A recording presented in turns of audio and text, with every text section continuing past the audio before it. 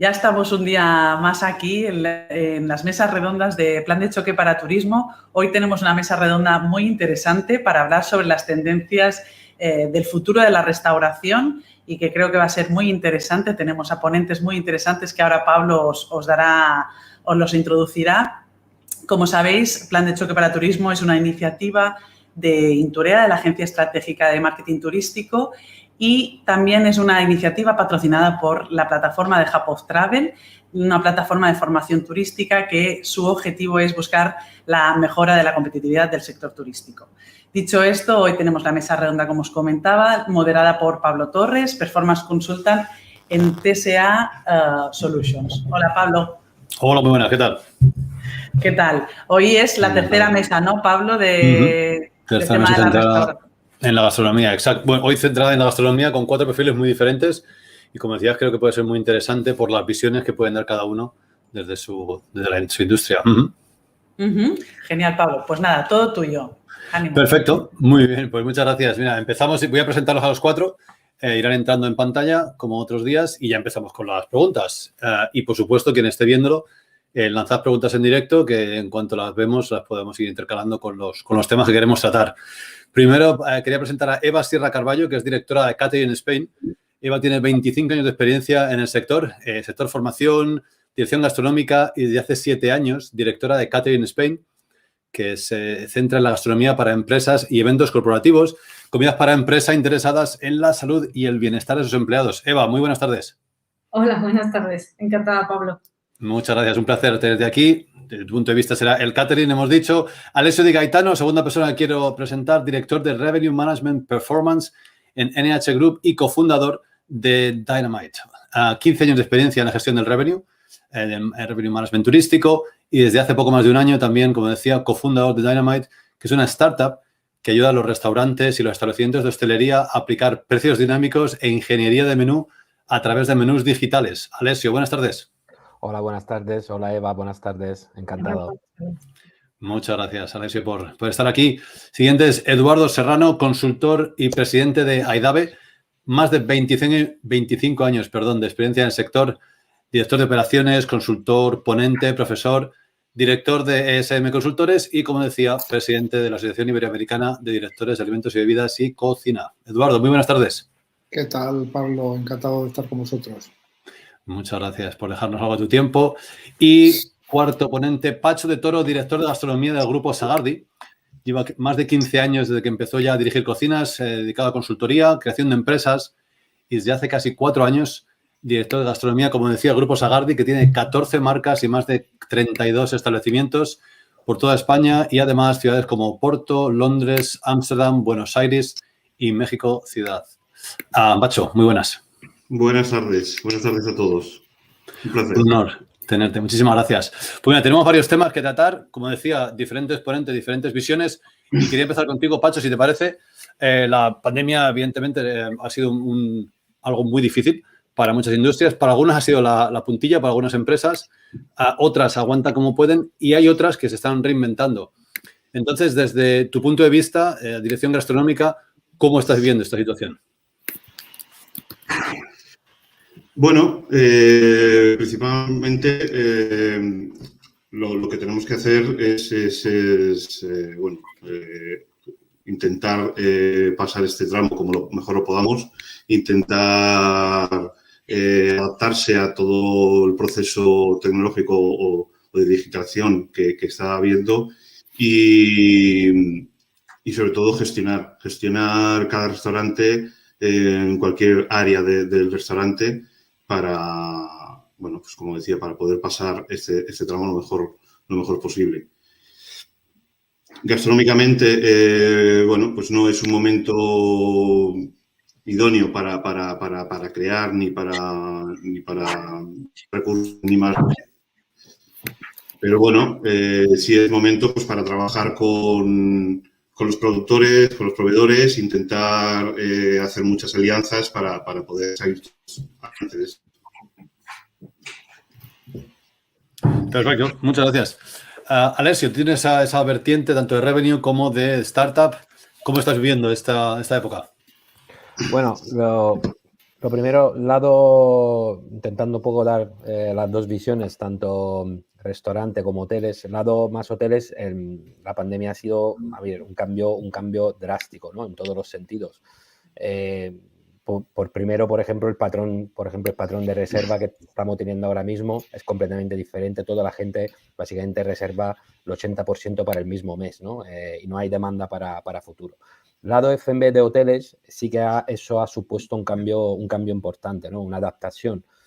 Si pensamos, por ejemplo, el NH tiene uno de los desayunos líderes en el mercado, sin embargo, nos hemos tenido completamente que adaptar a la nueva realidad, con un desayuno, entre comillas, un poquito más pobre, con monodosis y estas cosas que han impactado seguramente el servicio de calidad al cliente, pero teníamos que adaptarnos a la seguridad, que es lo primero de momento y que nos piden. Y luego, si miramos los restaurantes, también el cambio ha sido importante, pero aquí para mí la cosa importante es que para cada cosa negativa que pasa siempre hay cosas positivas. Y en el caso de los restaurantes, en ese sentido, creo que ha acelerado muchísimo toda la parte de digitalización y profesionalización de algunos procesos, tanto interno como online, y eso ha sido importante. Y algunos restaurantes que antes no pensaban a lo mejor entrar en algunas plataformas de delivery, sí que se han visto forzadas. Y eso ha sido, creo, la clave porque la restauración ha perdido menos que hotelería versus 2020, versus 2019, ¿no? Porque al final ha compensado un poco la caída del negocio. Perfecto, muchas gracias, Alessio. Eduardo, tienes la vertiente de consultor, tienes muchos clientes con quien, bueno, te dan feedback. ¿Cómo es esa sensación actual? Pues mira, es curioso porque yo, entre otras cosas, sobre todo imparto formación de planificación estratégica en varias universidades a nivel hotelero y a nivel de gestión de alimentos y bebidas. Pues, yo soy director de hotel de formación y de ejercicio, lo que pasa es que siempre digo que soy un director de hotel a la anglosajona, que le enseñaron a gestionar su restauración y gestionarla bien, ¿no? Y te diría que, bueno, tengo la sensación, ahora que decía Alessio, hablaba del sector de la restauración, de que básicamente no ha cambiado relativamente nada a nivel de tendencias. Es decir, lo único, la pandemia ha sido una aceleradora de las tendencias que ya acompañaban al sector. Y hasta cierto punto, yo no sé si verdaderamente, bueno, muchas de las acciones que han tomado los distintos sectores, y en concreto el de la restauración, han sido más fruto de la desesperación que de la reflexión, ¿no? Desde el punto de vista de planificación estratégica, insisto, ¿vale? Es decir, entonces, yo, efectivamente, nosotros tenemos, bueno, pues gracias a Dios, la suerte de que, contrario a lo que muchos durante este periodo de pandemia y estamos trabajando más que nunca. Hoy mismo acabo de aterrizar de Tenerife, venimos de hacer un proyecto en Tenerife, la semana pasada estábamos en Málaga, tenemos varios hoteles en marcha, varios otros restaurantes en marcha que estamos asesorando y aparte clientes que teníamos, y lo que hemos visto es que aquellos que no habían hecho los deberes nunca, es decir, que nunca habían gestionado sus negocios con criterios lógicos de gestión y evidentemente con las herramientas disponibles en cada momento, pues básicamente están fuera de juego, pero ya lo iban a estar. Yo hace muchos años, y a mí me duele mucho el drama humano que hay detrás de esta pandemia, pero yo hace muchos años que vengo diciendo que en el sector de la restauración sobraba el 40 al 50% de la restauración, que eran empresas zombies, empresas familiares donde, bueno, pues se engañaban pudiendo comer un plato de lentejas todos los días, pero no eran negocios, no era el negocio como lo puede entender Pacho en Sagardi, por ejemplo, o como lo puede entender NH en su área de restauración, y como conociendo un poco lo que conozco de Eva, entenderá Eva, ¿correcto? Y estos, pues bueno, tenían que desaparecer y, entre comillas, han desaparecido. Lamentablemente, algún buen negocio que se estaba gestando justo antes de la pandemia también ha desaparecido, pero porque no les ha dado tiempo ni a gestionar. Pero, curiosamente, hay mucho negocio que estaba muy bien gestionado antes de la pandemia, que ha salido reforzado de la pandemia sin necesidad de cambiar nada ni de volverse loco con los procesos de simplificación, de automatización o de robotización, porque en estos momentos están viviendo, pues son el rebosadero de esos negocios cerrados y porque además son valor seguro. Y la restauración, y esto es un tema importante en el ámbito del revenue aplicado a la restauración, es sobre todo un capricho, no es una necesidad, ¿correcto? Y cuando tú tienes cuando ya decides gastarte el dinero y disfrutar de ese capricho, buscas que el valor por esfuerzo verdaderamente sea rentable en todos esos aspectos. Entonces, el concepto de valor seguro, de restaurante bien gestionado, donde me van a atender bien, donde sanitariamente se están gestionando las cosas bien, donde voy a vivir una buena experiencia, a muchos les está llenando los restaurantes más que antes. Entonces, esa es un poco lo que estamos viviendo nosotros desde ESMA y lo que estamos hablando con muchos compañeros en AIDAVE, ¿no? Pues muy interesante. Hablamos en uno de los anteriores webinars, se decía, ¿no?, que el takeaway o el delivery es más el no de cocinar y el ir a restaurantes es vivir la experiencia. Correcto. Eso comentabas. Muchas gracias. Eva, desde el punto de vista del catering, que es su especialidad, ¿cómo se está viviendo esta situación? Bueno, pues yo estoy de acuerdo con Eduardo en algunas cosas que ha reflexionado sobre que los que estaban preparados para ser flexibles en los cambios, pues se han reaccionado de una manera y, bueno, pues los que no tenían un plan alternativo no han podido sobrevivir. Nosotros desde nuestro lado, efectivamente, hemos visto que algunos, más por necesidad que otra cosa, pues han modificado el catering a un modelo de entrega 1 a 1, ¿no? Y, bueno, pues algunos lo han podido llevar adelante, ¿no? Y que, bueno, pues estaba dentro del modelo que podían hacer. Y nosotros, como teníamos dos patas, que otra pata era la parte de comedores a empresas, pues esta es la que hemos reforzado dentro del modelo de negocio, ¿no? Que teníamos la parte de eventos y la parte de comedores. Y lo que hemos impulsado son los valores que ya teníamos dentro, ¿no? Y yo creo que eso es lo que han podido hacer otras empresas, ¿no? Pues apoyarse en valores que tenían específicos. Para nosotros el tema de la sostenibilidad, el tema de la saludabilidad, pues reforzarlo porque ya estaba dentro. Pero son palancas que hemos podido apretar porque ya se habían trabajado de manera anticipada. Y, bueno, pues algunas empresas, yo creo que efectivamente en el sector va a desaparecer un gran número, igual que en el tema de la restauración, pues en el catering están desapareciendo bastantes. Y, bueno, pues las que quedamos, pues quedamos con un modelo más específico. Ok, pues anotado queda. Perfecto. Muy bien, pues Pacho, vuelvo a ti. Quería hacerte la siguiente pregunta, cambiar un poco de tema. Y es, bueno, se ha mencionado un poco el tema del delivery, dark kitchens, algo que los que no somos del sector empezamos a verlo ahora, los que estáis dentro ya lo conocíais evidentemente, pero que ha crecido mucho. Y quería saber, bueno, desde dentro, ¿qué tendencias ves o crees que hay? Si llega para quedarse, si es más una moda y después puede que baje, ¿cómo lo ves? Bueno, a ver, lo que podemos valorar a día de hoy es un poco lo que ya veníamos trabajando o lo que ya se venía haciendo, ¿no? O había pinceladas de que se venía haciendo y que después del proceso de digitalización y la tecnología pueda dar un paso adelante. Pues, por ejemplo, antes de la pandemia ya había el chef privado, ¿no? O las experiencias de restaurante, ¿no?, en casa. Ya existían y creo que en este punto donde la gente va a pedir durante un corto tiempo recibir esa experiencia en casa, creo que el chef privado va a tener bastante subida, bastante aumento. Luego hay otro aspecto que ya se está trabajando que va muy relacionado a lo que es el delivery, que son los meals kits. Esos kits de comida que preparan los restaurantes y sin que sea un delivery que te lo comes in situ en el momento en que te llega, sino que es una comida, un menú o una parte de un menú que tú lo pides una semana antes o varios días antes, lo recibes en casa y lo terminas cocinando, ¿no? Incluso a veces estos kits ya te llegan con un QR donde tú puedes ver el vídeo y como interactuar, ¿no? con ese vídeo y crear un menú de tu restaurante favorito o de ese restaurante gastronómico del que nunca has ido o te gustaría ir, ¿no?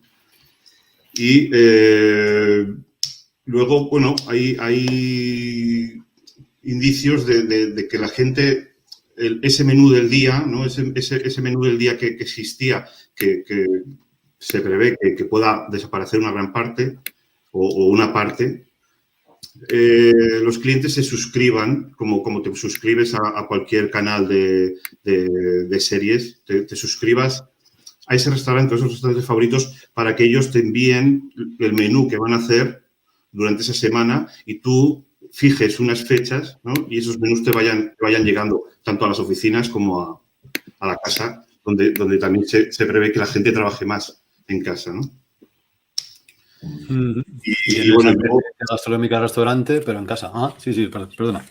Y bueno, luego la tendencia que es muy dada a día de hoy es todo lo que engloba la alimentación saludable, ¿no? Todo lo que son alimentos orgánicos, alimentos, carnes vegetales, ¿no? Todos estos productos, a día de hoy la gente quiere comer cada vez más saludable. En Inglaterra, por ejemplo, el real food es algo que antes de la pandemia nosotros ya lo teníamos muy de la mano. O sea, estaba claro que la gente lo pedía. Y a día de hoy cada vez pide más la gente el producto de temporada, el producto de ahora, ¿no? Cuando es calabaza, cuando el tomate es en verano, que sea en verano. Cada vez lo pide más y lo valora mucho más. Yo creo que en ese aspecto, en el aspecto gastronómico sobre los productos de temporada, igual que en el pescado, igual que las aves, creo que va a haber una tendencia bastante grande. Perfecto, muy bien. Pues anotado queda más saludable, más de temporada. Alessio, de tu punto de vista.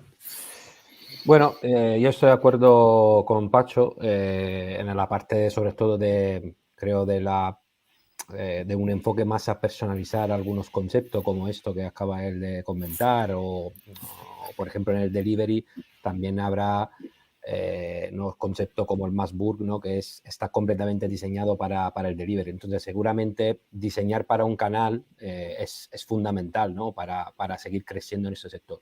Pero también pienso que el sector del delivery o el Ghost Kitchen ahora mismo, bueno, estarán todos de acuerdo, está súper inflado por el tema de la pandemia y eso va a bajar. Seguro que el COVID ha cambiado y muchas cosas y seguirá creciendo, pero los niveles de crecimiento de esta plataforma no creo que son sostenibles en un futuro. De hecho, algunas plataformas de delivery, para mí, he leído según noticias, entrarán ya en el reparto de cualquier tipo de producto, ya no solo la comida, porque es el crecimiento que se van a prever no le da esta posibilidad. Y si pensamos que en un año como la pandemia, donde básicamente tú has incrementado tus ventas de una manera exponencial, muchas de estas empresas siguen en números rojos. Entonces, es un mercado que sí infla mucho, pero tendrá su efecto negativo. Entonces, la personalización, y aquí, como ha dicho Pacho, la parte de idea de menú a la gente o incluso pensar a un tipo de nicho de segmento como puede ser los niños, por ejemplo, porque la verdad que no hay nada de momento que sea enfocado al niño, por ejemplo, puede ser también claves y cosas que vendrán para el futuro. Te voy a sentir, Eduardo, cuando decía Alessio que puede que esté inflado el sector del delivery. No solo puede que esté, creo que es que está infladísimo y a mí me encanta distinguir entre tendencias, modas y creencias, ¿no? Y especialmente en el sector de la restauración hay una especie de de obsesión últimamente entre los medios de comunicación y un montón de gurús que surgen de intentar imponer sus tendencias, que son más creencias que tendencias, porque luego cuando vas a los negocios y observas verdaderamente lo que los mueve y lo que funciona, no los ves por ningún sitio. Pacho sabrá, como yo, y Eva también, pues no sé, llevamos leyendo ya 3 años, 4 años que la tendencia va a ser comer insectos. Yo he comido hormigas culonas en Colombia, he comido chapulines en México, pero todavía estoy por ver un restaurante en España que sirva insectos y que le funcione como algo habitual. El otro día en un mexicano aquí en Sevilla sí, pero porque es algo típico y de su cultura, ¿vale? Y esto del delivery me recuerda mucho a los food trucks, que Eva se acordará, y Pacho también. Decía, hace 5 años eran todo food trucks, toda España se iba a llenar de food trucks, todo Dios estaba cogiendo un food truck y nadie se había leído la normativa y había hecho el trabajo de investigar y darse cuenta que en España, por mucho que tuvieras gestionar un food truck, es muy difícil porque los ayuntamientos limitan la venta ambulante un montón, ¿no? Por tanto, punto de partida en ese ejercicio de análisis del marco político, económico, social y tecnológico, totalmente equivocado, ¿no? Es verdad que el delivery ha crecido, probablemente es verdad que el delivery ha crecido producto de la situación y producto también de que, bueno, pues habrá gente que le guste, pero los únicos beneficiados del delivery para mí son las marcas que ya estaban posicionadas en el delivery, los agregadores que además creo que van a tender a concentrarse y quedará 1 o 2 que verdaderamente puedan competir en este sentido, ¿vale? Y el resto, pues estamos viendo que mucha gente está haciendo inversiones que no le van a servir para nada, ¿no? Podríamos hablar mucho del delivery, no me quiero extender ahí, pero estoy totalmente de acuerdo con Alessio en que está inflado y vamos a ver un pinchazo salvaje en breve, ¿no? En cuanto a la pandemia desaparezca un poco. Y aparte, bueno, pues habrá que ver si funciona, ¿no?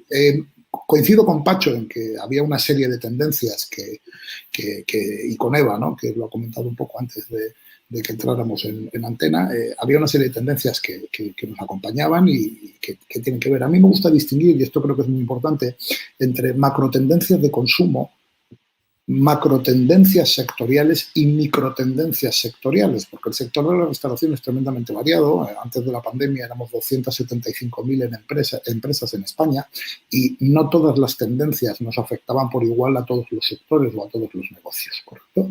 Entonces, desde el punto de vista de las macrotendencias, el comer más sano, el comer de forma más culta, con un mayor conocimiento del producto que apuntaba Pacho, el comer de forma más sostenible que apuntaba Eva cuando ligaba una acción de innovación a los ODS, ¿no? A los Objetivos de Desarrollo Sostenible de la ONU, la simplificación, la automatización, la robotización, que tienen mucho que ver con lo que está haciendo Alessio con su proyecto, etcétera, etcétera, etcétera, eran tendencias claras y que simplemente de alguna manera están aquí con nosotros. Y a mí me gustaría, aunque ya lo he dicho en algún otro foro y al final voy a aburrir de repetirlo, que lo que creo que está pasando en nuestro sector, y está pasando también en la hotelería, es que los sectores se están polarizando en 2 extremos. El extremo de la experiencia de lujo, clásica o disruptivo, correcto, el lifestyle que llamamos ahora en el ámbito hotelero, y el extremo de los servicios muy simplificados, muy automatizados, muy robotizados, muy orientados al volumen, a trabajar con muchos clientes a un precio muy bajo. En el medio va a ser complicadísimo sobrevivir con los costes de explotación que soportamos en estos momentos, que veníamos soportando a soportar, con la presión fiscal, con el control laboral, etcétera, etcétera, etcétera. Y de alguna manera, pues uno de los apuntes que hay que hacer, bueno, pues creo a quienes nos escuchan, es trabajar en esa dirección, en una o en otra, o en las dos, porque hay empresas que tienen la capacidad de estar en los 2 sectores. Hablando del delivery, ahora me estaba acordando de una cosa que le hará gracia a Eva. Hace poco estuve en Madrid trabajando y, oye, yo venía con unas ganas de probar el delivery de David Muñoz, bárbaro, porque he descubierto a David Muñoz en el Instagram durante el confinamiento. Ojo, porque hasta ahora yo ni había ido a Streetshop, ni había ido a Diverso, ni me llamaba la atención. Y lo siento, Alessio, porque me une mucha relación a NH y al Eurobuilding, ¿vale? Pero bueno, pues tal. Y cuando llego a Madrid y voy todo ufano y contento a solicitar el delivery de Gosho, resulta que lo que estoy encargando es un catering, porque lo tengo que hacer a partir del miércoles, a partir de las 7 de la tarde, pero me lo entregan 48 horas después. Eso es un catering, eso no es un delivery. Correcto, entonces estamos en un terreno. Hay una cosa importante, en el delivery todavía casi nadie ha conseguido trasladar una experiencia a casa del cliente. Y por tanto el delivery en general está ligado a productos de bajo precio y poco margen. Reflexiones que hago, ¿no? Es decir, que tenemos que pensar y que estar ahí. Bueno, y no me quiero extender mucho más, porque mis compañeros tienen mucho que contar y le estoy pisando a Eva, que está ahí con ganas de decir cosas. Pues Eva, palabra tuya. Sí, bueno, pues es reforzar el tema del delivery. Por contestarte, Eduardo, pues efectivamente todo el mundo se ha lanzado porque al final nos han vendido a muchos hosteleros o les han vendido a muchos hosteleros que era la solución o la panacea a todos sus problemas, ¿no?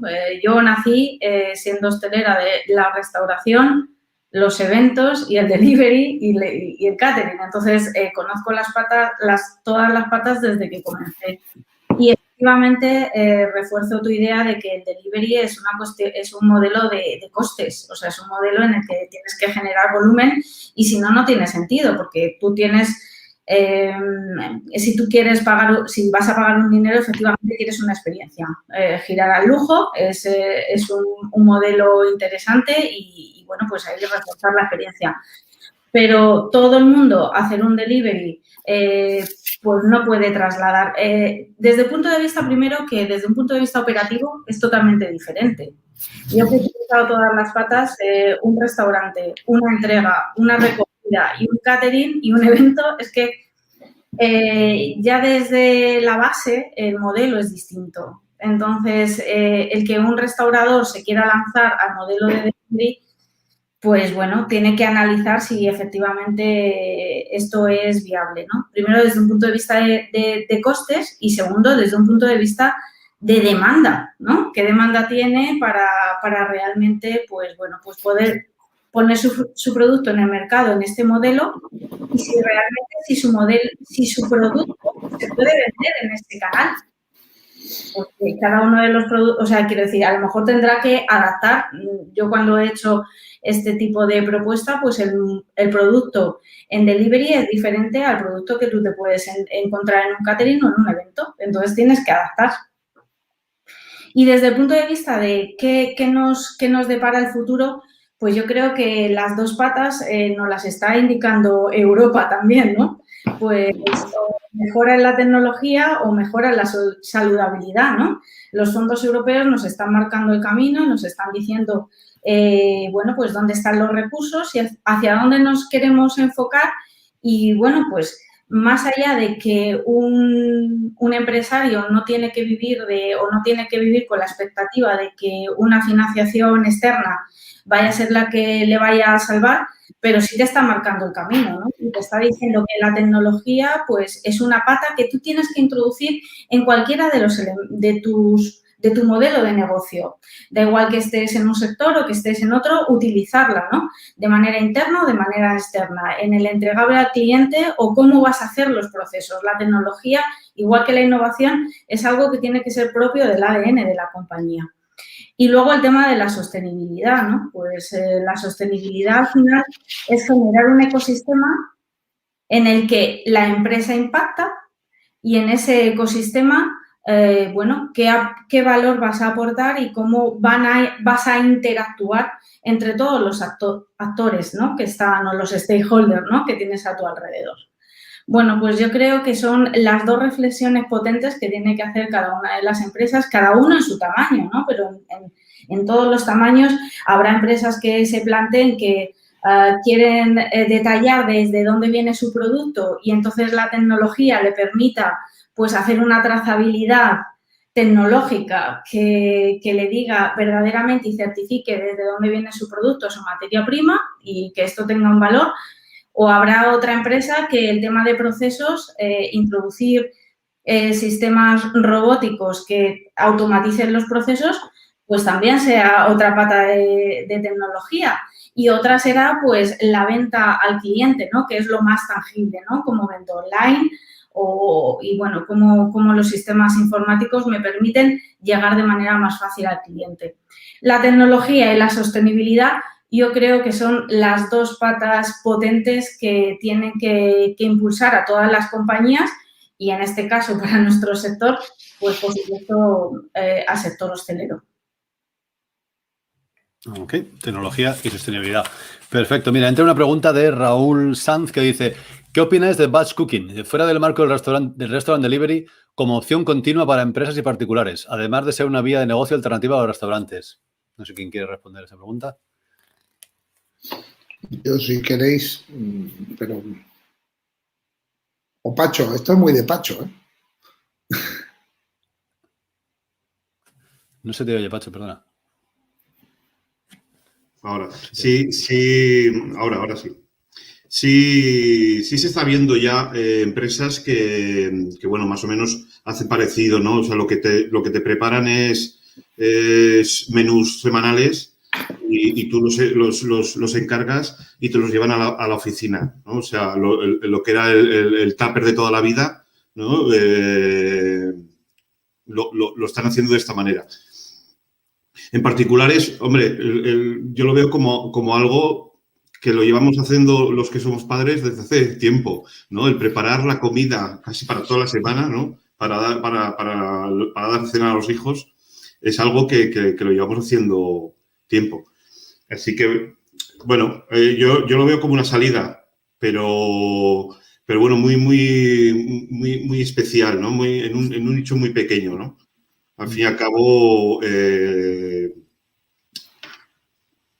ya veremos a ver lo que pasa. Es que tampoco podemos decir qué va a pasar en un año después de todo lo que ha pasado un año atrás, ¿no? Ya veremos cómo quedan las oficinas, ya veremos cómo quedan los centros neurálgicos de las ciudades, que donde antes el centro de la ciudad era el nicho de mercado donde todos los restaurantes queríamos estar.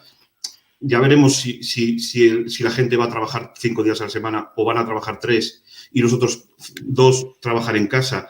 Igual los restaurantes tenemos que empezar a pensar si realmente vale la pena estar en el centro de la ciudad o tener diversificación para estar en las 2 zonas, la del centro y la suburbana. Valorando un poco lo que hablábamos antes del delivery, a ver, el delivery... Yo creo que se ha quedado, yo creo que ha aumentado y igual no va a dar el pistoletazo que pensamos o va a subir tanto, pero va a haber una parte del mercado que se la va a llevar porque al fin y al cabo esto va a pasar. La gente va a trabajar en casa y va a trabajar en la oficina, ¿no? La gente quiere ir al restaurante, pero también quiere celebrar con sus amigos las fiestas en casa. Entonces, esa experiencia, que ya no hablamos del delivery como fast food, por ejemplo, ¿no? Vamos a hablar del delivery como esa experiencia del restaurante que la llevó a casa. La experiencia no va a ser la misma. Evidentemente que los restaurantes van a asistir y hay que ir a los restaurantes porque la experiencia que te da un restaurante, como en nuestro caso, la parrilla o unos arroces a la leña, eso solo lo puedes vivir ahí. En casa no lo vas a poder vivir, salvo que no contrates, pues un catering en este caso o un private chef, ¿no? Pero yo creo que el delivery va a evolucionar hasta que la experiencia de que te llegue un pedido a casa y lo abras, esa experiencia, la gente lo va a valorar de otra manera, ¿no? Va a ver, pues ya simplemente las cajas que ahora, hoy en día, es muy complicado enviar algo rebozado o algo frito a casa. Sabes que con la humedad puede llegar en muy mal estado. Las hamburguesas, ¿sí? Los arroces. Un arroz no puede llegar como sale del restaurante, ¿no? Pero va a evolucionar. Yo creo que el delivery va a evolucionar para ese sector, ¿no? Para que al final esa demanda la podamos cumplir. Sí, o sea, la tendencia híbrida. Si te puedo hacer un apunte, Pablo, nada más. El batch cooking, que en nuestro mundo se llama la línea fría, la producción en línea fría, en España ya tiene bastantes ejemplos de grandes empresas que están trabajando ese servicio y lo están haciendo muy bien, sirviendo. Y ese es un delivery en el que existen economías de escala, porque yo te mando la comida de toda una semana o te mando la comida de 2 semanas, ¿correcto? Y porque además, y esto Pacho lo sabe bien, yo trabajo en una cocina que no es una cocina, que es una industria, donde optimizo los tiempos y optimizo los recursos produciendo aquellos alimentos que se pueden producir para que cuando se retermalicen organolépticamente sean igual que si estuvieran recién hechos. Y la línea fría es una herramienta herramienta, es un sistema de trabajo que a la restauración nos permite optimizar los tiempos y nos permite optimizar los equipos, nos permite que en las épocas valle o de bajo trabajo podamos adelantar trabajo y casi, si tienes ese sistema montado, tiene que ver mucho con la tecnología que decía Eva, o sea, la línea fría es pura tecnología, aparte de ciencia, evidentemente, pues puede suponer un complemento a los ingresos de un negocio de restauración. Me parece bastante más razonable y bastante más interesante que el delivery en sí mismo, como se conoce o como se está planteando, ¿vale? Por las economías de escala que, insisto, genera y porque en verdad gestiono yo la producción y no me veo obligado a trabajar en línea caliente, que es como lo llamamos nosotros, al calor de que hoy viernes me llamen 40 o no me llamen 40 clientes para que les haga un delivery a casa. Pero esta línea fría, yo me planteo lo siguiente, este mercado creo que se lo comerá en el futuro los supermercados y que quizá los hosteleros, pues bueno, al final volvemos otra vez al tema de la experiencia, al tema de la estacionalidad, de qué productos ofrezco de mercado y este tema de producción en momentos valle, pues creo que al final es un camino para grandes empresas.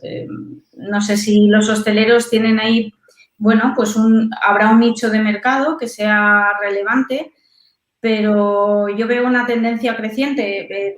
Este verano, viajando por toda Europa, pues en el norte de Europa este mercado lo tienen prácticamente copados pues las grandes superficies. Pero ahí, por eso te digo, habrá que ver. Yo no sé, yo por ejemplo hace que no me compro ropa en un sitio físico, ni sé los años. A mí me gusta cocinar, tengo una cultura gastronómica y me gusta ir a comprar comida y me gusta hacerla. Pero tengo un montón de amigos que no lo hacen. Y lo mismo que no van a comprar ropa como yo a las tiendas, tampoco van a los supermercados. Ya lo encargan todo. El inglés está apostando de manera fuerte.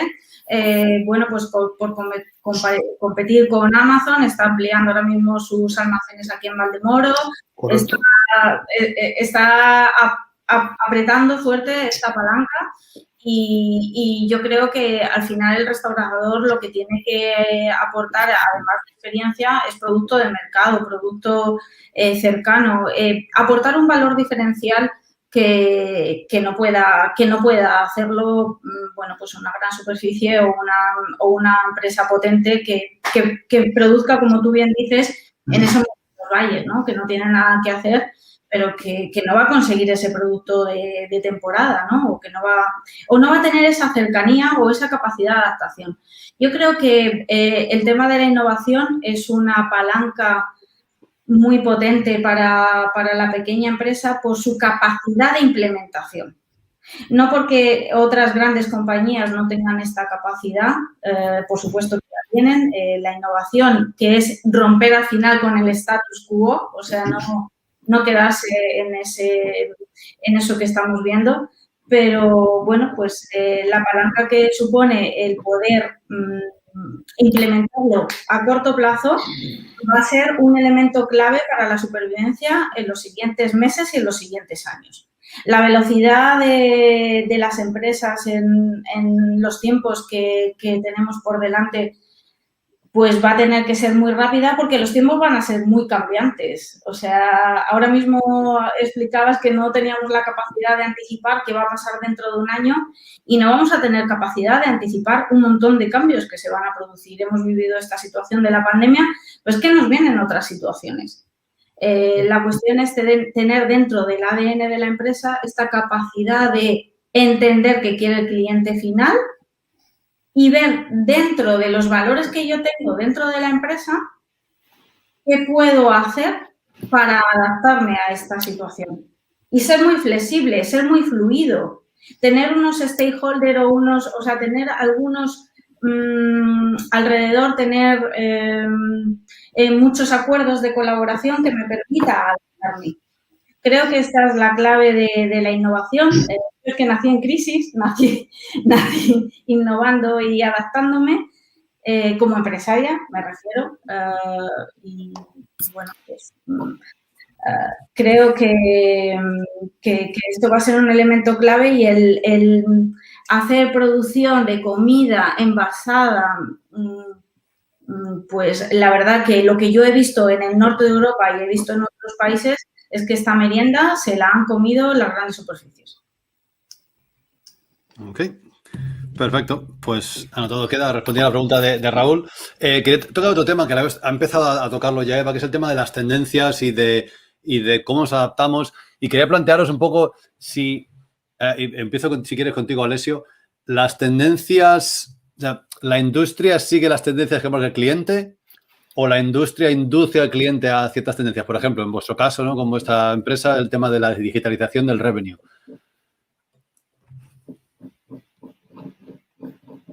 Alessio.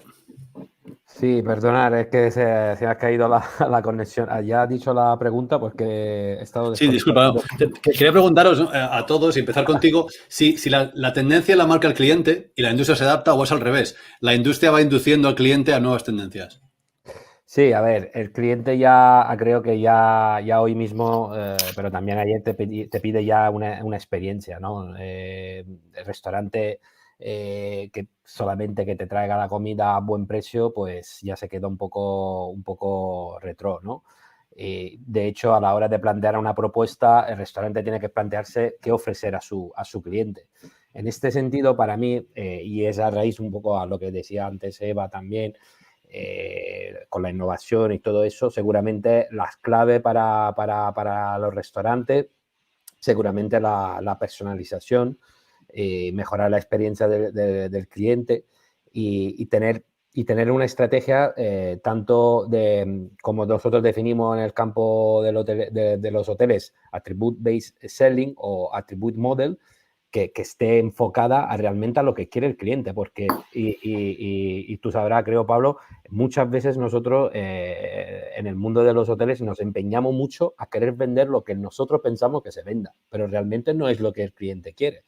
Y hablo, por ejemplo, de la tipología de habitaciones, cuando hacemos toda la suite, no sé qué, no sé cuánto, y el cliente realmente no quiere una suite. Realmente a lo mejor pide un determinado benefit y tú con esta concepción que tenemos tan cuadricular, pues nos perdemos muchas oportunidades de ventas. Y hoy, sin embargo, también en la parte del restaurante, gracias a la tecnología y a la innovación, que para mí es fundamental y seguramente le hemos dicho, voy a ser repetitivo en ese sentido, pero hoy, más que ayer, puedes ofrecerle realmente al cliente lo que él realmente quiere. Y entonces ese servicio, esta posibilidad de incrementar la experiencia del cliente te va a dar finalmente esa posibilidad de sobrevivir, porque para mí es fundamental. Lo que realmente hayan apostado por un cambio y por la innovación tendrán más posibilidad también de sobrevivir de cara al futuro. Porque muchas cosas, porque el tema de la experiencia era ya algo que nosotros hemos vivido ya con un poco de antelación, pero los restaurantes, y mira, por ejemplo, lo que decía antes Eduardo, de Diverso, ¿no? Que tú vas ahí, en un restaurante es una experiencia, ¿no? De sentarse ahí, aparte de la experiencia a nivel de portfolio, de lo que paga, pero bueno, también es la experiencia en todo el concepto del tipo de comida, lo que se ofrece, entonces seguramente eso es importante. Perfecto. Me comenta aquí, por ejemplo, Daniel Toro, que creo que el restaurador tiene que vender una experiencia, siguiendo lo que estás diciendo tú, desde que entras hasta que sales del restaurante, algo espectacular. También el siguiente comentario, de acuerdo con el anterior, experiencia gastronómica. Por ejemplo, el diseño de menús, en vuestro caso, Pacho, ¿cómo se crea ese menú? Es decir, ¿veis las tendencias y en base a eso lo creáis o como decía antes, inducís al cliente a ello? Bueno, yo creo que lo que se tiene que hacer un poco es un mix, ¿no? Un poco es crear tu gastronomía sobre tus valores, sobre lo que tú realmente quieres vender, sobre tus marcas. En este caso, de un grupo de restauración, pues bueno, si tienes varias marcas, cada marca tiene que ir vinculada con esa experiencia, ¿no? Por ejemplo, hablaba antes Eduardo de un mexicano. Yo he comido también insectos en un mexicano. Nosotros trabajamos tenemos un mexicano y lo hemos tenido y se ha incluido.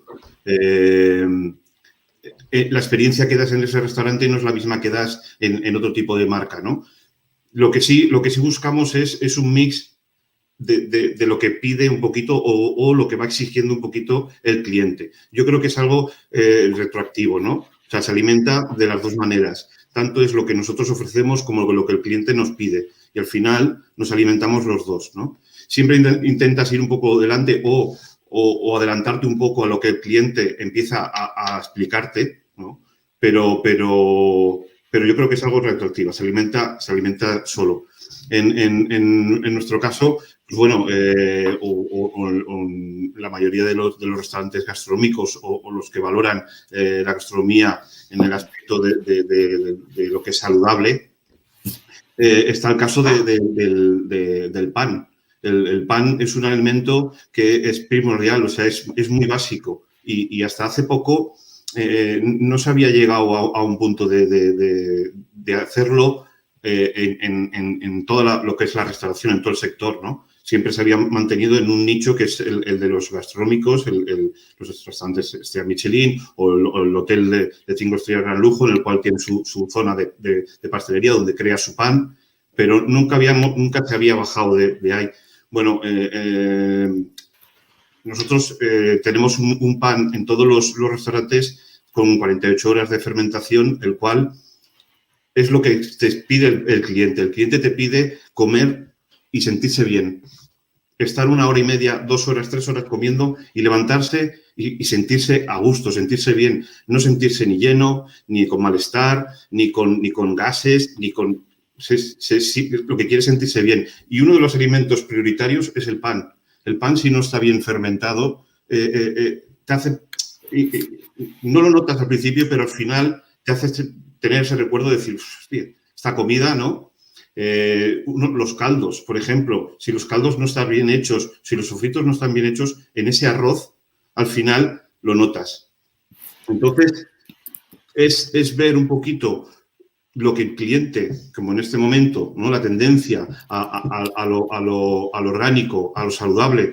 La gente ha estado muchos meses en casa cocinando, haciendo sus estofados, haciendo sus garbanzos estofados, sus panes, su repostería, y lo ha valorado y ha dicho, esto es lo que yo voy a buscar cuando vaya afuera. Quiero buscar algo de este tipo, algo que me recuerde pues, a mi infancia, ¿no? Que me recuerde a... que lo recordamos como algo saludable, pero cuando hablamos del pueblo, de la comida del pueblo, es como algo saludable. Y es saludable porque realmente lo que comías eran productos que estaban en su momento exacto. Por ejemplo, yo siempre pongo el caso del tomate. El tomate, si tú lo sacas de la mata antes de que haya madurado, no tiene los nutrientes que tiene que tener. Entonces, eso el cliente poco a poco cada vez lo va pidiendo más, porque lo ha probado aquí y lo ha probado allí, y entonces dice, esto sabe a tomate, esto sabe a pan, ¿no?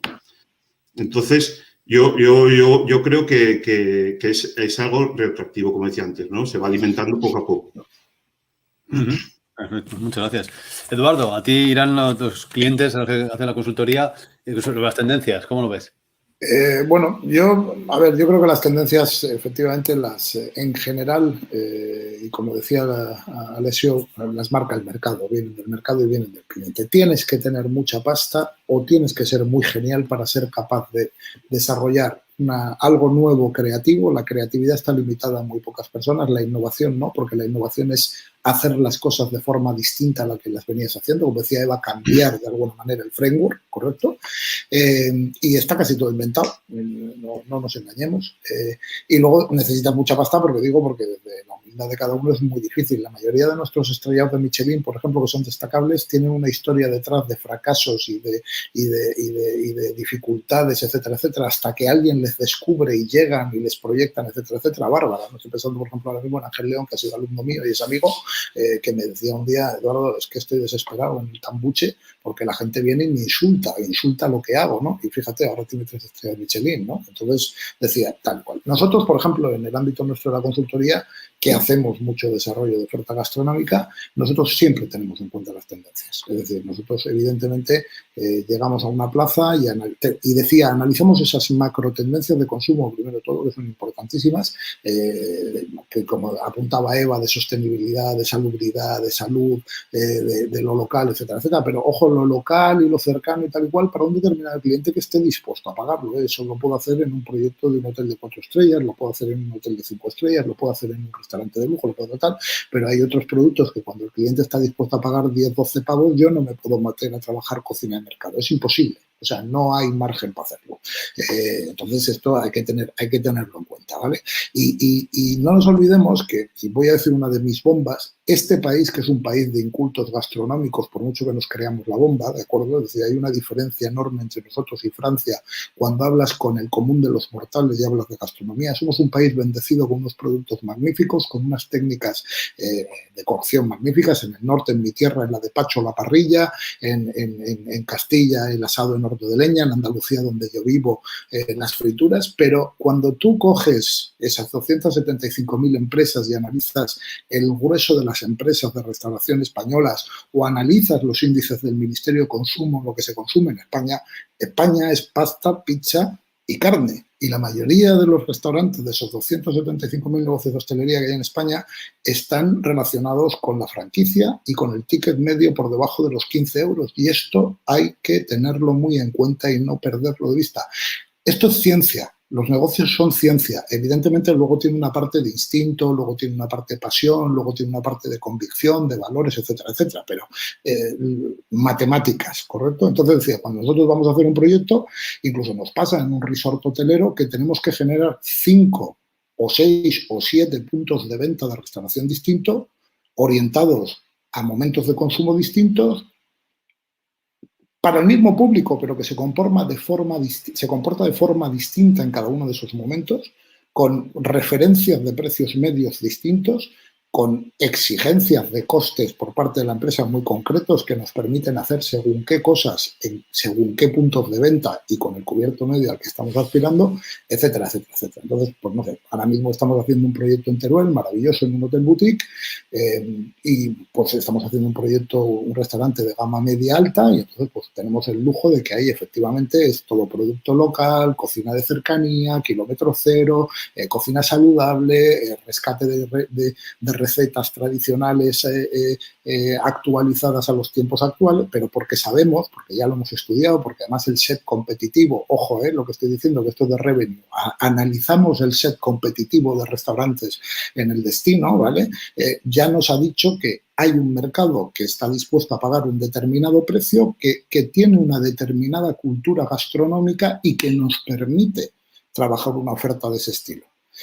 Pero en otras ocasiones no nos encontramos con ese chollo. En otras ocasiones nos encontramos con que, oye, tengo un cliente maravilloso, que yo me río mucho con él porque él mismo dice que él hace gastroguarrindongadas, tiene un negocio de éxito, pero él tiene un cubierto medio de 14 euros. Él depende de la rotación, necesita miles de clientes al año y él trabaja con línea fría sí o sí, porque si no sería imposible ganar dinero, por ejemplo, ¿no? Entonces, cada negocio, oye, pues te permite hacer unas cosas u otras. Pero yo creo que las tendencias las marca el mercado y tú ser capaz de imponer un concepto, un producto, insisto, o tienes mucha pasta para comunicarlo, para meterlo en el mercado, etcétera, etcétera, o te has inventado una locura y has aguantado ahí hasta que el mercado te ha visto y ha dicho, oye, hay que ir donde esté loco o está loca, ojo, que hay mucha compañera maravillosa en este sector y hay que probar eso y eso se merece 1, 2, 3, 18 estrellas de Michelin, todos los titulares de prensa del mundo. Mi opinión. Genial, perfecto. Eva, en cuanto al catering, las tendencias, has hablado de sostenibilidad, ¿qué más pide el cliente? Bueno, pues desde el punto de vista del catering hemos superado la parte de seguridad sanitaria, alimenticia, ¿no? Que era, bueno, pues un desafío que hemos tenido en los últimos años. Y yo estoy de acuerdo con Pacho con que vamos hacia el producto de temporada, el producto local y, bueno, pues eso creo que es la tendencia. Desde un punto de vista de cómo lo estamos haciendo, nosotros la parte de procesos o de qué recetas utilizamos, nos apoyamos en los chefs, puede ser de estrella Michelin, como Fernando del Cerro, que es uno de los chefs que nos hace... que nos diseña los productos, o Iria Castro, o bueno, otro chef de reconocido prestigio. Y luego, si nos vamos a la parte de producto, bueno, pues yo creo que el tema de los números para mí es súper relevante, soy financiera, o sea que Y bueno, pues si es un negocio pequeño, pues la verdad es que es un poco más complejo, pero cuando entran a funcionar el tema de las economías de escala, yo creo que sí se puede hacer un esfuerzo por encontrar producto local de temporada, kilómetro cero. Nosotros ahora mismo hemos hecho acuerdo con huertas locales de la zona, o sea, con huertas de Madrid, que nos producen ecológico y vendemos menús en torno a precio muy súper razonable porque vendemos a grandes compañías y vendemos menú del día, ¿no? Y yo creo que ese esfuerzo sí que hay que hacerlo. O sea, no es una cuestión de... No, pues sí que hay que hacerlo porque realmente es algo, como decía Pacho, que la gente lo ha estado haciendo en su casa y es lo que se quiere encontrar. ¿Cuál ha sido una de las apuestas que hemos hecho? Todos los primeros platos que nosotros producimos son 100% vegetales y son kilómetro cero. O sea, al final todas las empresas se pueden plantear un desafío de qué voy a hacer en este ámbito para atender a la demanda que hay en el mercado. Hay que leer, ¿no? Cuando estábamos diciendo qué pide el cliente, ¿no? Pues hay que leer qué es lo que se está demandando. Y bueno, pues en el catering hace unos años todo el mundo nos volvíamos locos con el tema de las alergias y ahora mismo la tendencia total es que la gente quiere vegetal. Entonces hay que facilitarle y darle esto como un premio, no como un castigo, sino que la gente está demandando esto. Entonces ha sido nuestra apuesta. Nosotros ofrecemos una serie de productos de primeros y de segundos en el menú del día y nuestra responsabilidad ha sido, pues vamos a hacer todo kilómetro cero, vamos a hacer todo sin productos transformados, todo natural y todo vegetal. Esto, la verdad, que lo que nos hace es facilitar el servicio al cliente, porque cuando viene un vegetariano lo tiene fácil y cuando viene alguien que quiere comer sano, pues también lo tiene fácil. Y además nos permite diferenciar el producto, porque cuando tú tienes una verdura del hortelano local, lo que estás haciendo es meter a la gente en tu ecosistema. Y se está implicando y lo estás dando a conocer. Entonces, bueno, creo que hay que leer el mercado, hay que entenderlo y, bueno, pues hay que ponerlo en valor pues, y ofrecer al cliente lo que... Bueno, el marketing no crea nada nuevo, sino lo que hace es despertar necesidades que están latentes. Y el tema de sentirse bien, como decía Pacho, con el pan, nosotros utilizamos, no somos panaderos, entonces compramos el mejor pan de Madrid y ya está. Pero un pan ecológico y pan de calidad. Lo que hay que hacer es atender el mercado y leer la tendencia, ¿no? No sé qué os parece a vosotros. Sí, latentes, ¿no? Muy, muy interesante. Estamos llegando a la hora. Quería haceros una última pregunta, si podéis darme respuesta a lo mejor un poco más corta. Y es que en España, al sector turístico, siempre hablamos de volumen, millones de turistas. También, como decía Eduardo, hay cientos de miles de negocios hosteleros. Entonces, quiero preguntaros, opinión personal, si creéis que después de la pandemia, muchos de estos que eran de ticket medio bajo o quizás no muy rentables, como os comentabais antes, desaparecerán y los que queden se centrarán más en la calidad o no tanto y volveremos a lo que teníamos antes. Si quieres, empiezo contigo, Pacho. Sí, bueno, a ver, yo creo, como ha comentado Eduardo al principio, yo creo que vamos a volver a lo de antes. O sea, yo creo que hay un tanto por ciento muy elevado que va a volver a lo de antes, porque al fin y al cabo cuesta mucho cambiar. La gente cuando empieza o sea, ahora estamos en un estado, como podríamos decir, de tranquilidad, pero cuando vuelva otra vez el trabajo, cuando volvamos otra vez a abrir los restaurantes, todos los negocios al 100% en el horario que queramos, cuando estemos otra vez trabajando en ese punto, vamos a volver a lo que realmente conocemos, a lo que realmente sabemos hacer, que es lo de antes. Lo de ahora es nuevo y para cambiar lo nuevo hay que hacer un esfuerzo importante y evidentemente que habrá empresas que tendrán los recursos para poder hacerlo y habrá otras empresas que no. Entonces, esas empresas volverán a querer hacerlo de antes. Yo creo yo creo que el cliente va a pedir más calidad que cantidad, ¿vale? Yo creo que va por ahí. Yo también pido más calidad que cantidad, porque al fin y al cabo ya tenemos la experiencia de mucha cantidad y poca calidad. Y bueno, antes de la pandemia, los últimos 5 años o 4 últimos años de la pandemia, ya ves, carnes vegetales, lo que decía Eva, más vegetales. O sea, queremos comer mejor, pero no queremos comer mejor nosotros. Es que los chavales jóvenes, la juventud también quiere comer esto. Y al fin y al cabo, esta gente van a ser nuestros futuros clientes y ellos son muy exigentes porque ellos son inmediatos. Ellos quieren la calidad y la quiero ya, ahora. Nosotros somos más pacientes, pero ellos lo quieren así. Entonces, yo creo que la calidad por principal y la cantidad, habrá restaurantes que sí, pero para mí la calidad. Genial. Muchas gracias. Pacho, Alessio, cantidad versus calidad. Pues calidad, por supuesto. A ver, pero a ver, para mí quizá el enfoque, estoy de acuerdo con mi Pacho que a lo mejor no todo puede cambiar, no va a ser tan sencillo. Si lo miro al lado un poquito más revenue, como sabéis, hay cosas que se pueden hacer en algunos destinos y cosas que no se pueden hacer en algunos destinos. Entonces, para mí, habrá destino que tiene que ser enfocado siempre a la cantidad y destino que sí se pueden enfocar más a un tipo de turismo, de calidad. Pero estoy convencido que si tú no te orientas, o sobre todo restaurantes de media alta gama, no te orienta a un tipo de calidad, y sobre todo aumentando tu innovación tecnológica y todo, será muy complicado sobrevivir. Un turismo al final un poquito más de calidad no solo te ayuda a ti en el destino a incrementar tu tarifa media o tu ticket medio en el caso del restaurante, pero para mí lo que realmente hace es empuja muchísimo lo que es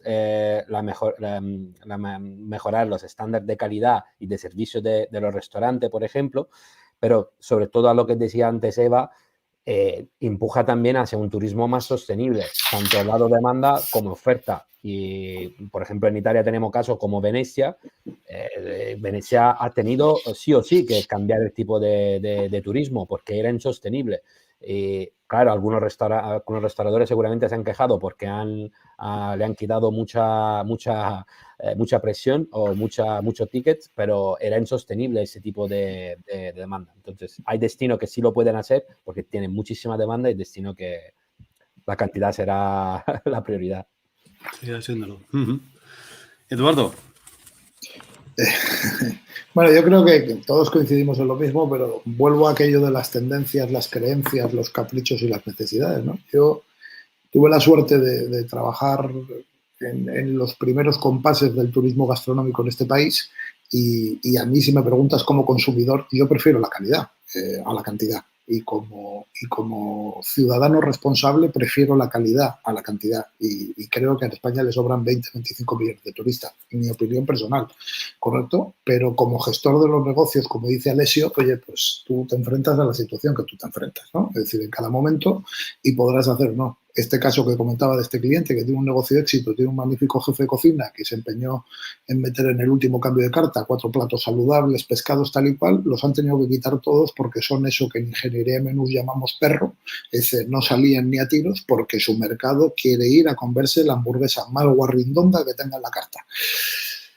Entonces, yo creo que nuestro turismo, nuestro país en general necesita de educación en el turismo, necesitamos ser más cultos desde el punto de vista turístico y más cultos desde el punto de vista gastronómico para que verdaderamente al final veamos en la mayoría de los negocios esa calidad que a mí, insisto, como usuario me gusta, yo quiero, demando, estoy dispuesto a pagar, no tengo problema en pagarla, pero que lamentablemente todavía está lejos de estar presente en esas matemáticas que yo decía, ¿no?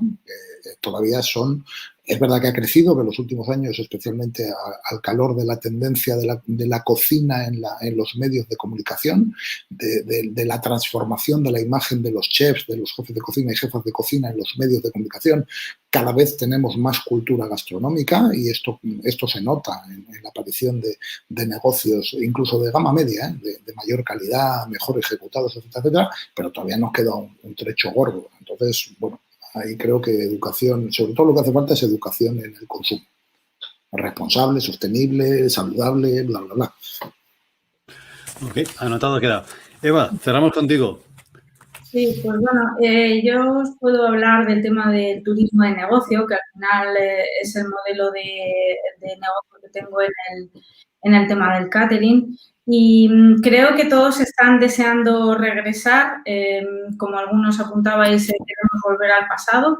Desde el punto de vista de lo que yo estoy viviendo en Madrid, pues los espacios están deseando volver a abrir y volver a desarrollar la actividad. Creo que solo se quedarán los buenos, pues igual que en el resto del sector, pues habrá una limpia, pero apuesto totalmente por la calidad. Yo en el día a día mi cliente es totalmente internacional, entonces en este ámbito puedo sostener que el cliente internacional está dispuesto a, bueno, valorar un producto de calidad. Y afortunadamente, los primeros que van a llegar a España pues son los que tienen este pasaporte sanitario y son los guiris de mayor calidad para nosotros. O sea, pues van a venir en primer lugar los nórdicos, en primer lugar, bueno, pues países donde ya la vacuna es una realidad y donde van muy por delante de donde nosotros estamos. No nos podemos quedar en la visión de lo que tenemos ahora mismo en España porque el tema del turismo está apoyado totalmente a nivel internacional. Y bueno, pues afortunadamente a partir de junio creo que este sector, el sector del turismo y el turismo de calidad, será el primero que se reactive. Entonces es una oportunidad realmente porque vamos a vivir unos meses en los que va a suceder esto. Va a venir solo un cliente, bueno, pues con un ticket seguramente más alto y pues puede ser un momento para hacer también algunos números, ¿no? Para ver en junio, julio qué va a pasar y cómo España evoluciona ante un cliente pues que va a venir a Marbella, a Valencia, a Ibiza y que va a venir con un ticket medio más alto. ¿Y qué va a pasar? A lo mejor es un año de reflexión y ver qué cuentas salen y qué es lo que van a demandar los que vengan. Yo creo que van a venir dispuestos a gastar más. Pues esperemos que así sea. Desde luego aquí yo estoy en Inglaterra y se estima que las familias inglesas han ahorrado 100.000 millones de libras este año porque no han podido gastar, no han podido ir a restaurantes, no han podido viajar, con lo cual esperemos que es verdad que vayan a España muchos a gastarse esos ahorros en ocio. Hemos pasado la hora de casi 10 minutos y no quiero retener más tiempo, así que muchísimas gracias a los cuatro, Eva Sierra, Alessio Di Gaetano, Pacho de Toro y Eduardo Serrano. Laura, todo tuyo. Bueno, pues nada, primero de todo daros a vosotros, los participantes, muchísimas gracias por participar en esta mesa redonda que veo que si nos hubieran dado media hora, una hora más, ¿verdad, Pablo? Yo creo que aún saldría más temas porque estos temas de innovación, de futuro y demás, yo creo que siempre sacamos hilo y siempre sacamos cosas interesantes que creo que por eso hacemos parte 1, 2, 3, llevamos ya 3 y más que vendrán, ¿no? Así que muchísimas gracias a los 5. Ha sido una charla, bajo mi punto de vista, muy interesante. A todos los que nos han estado escuchando en directo y a los que nos verán después. Y nada, animaros a que nos sigáis las actualizaciones a todos vosotros y informaros que el miércoles que viene también hacemos la siguiente mesa redonda para hablar precisamente de temas de fondos europeos, de la mano de Horwath en esta ocasión. Y en la siguiente ya informaremos de la siguiente con Pablo, que es que este mes de marzo tenemos la agenda completísima. Así que nada, muchísimas gracias a todos nuevamente. Un placer. Gracias. Muchas gracias. Que vaya bien. Gracias, Laura.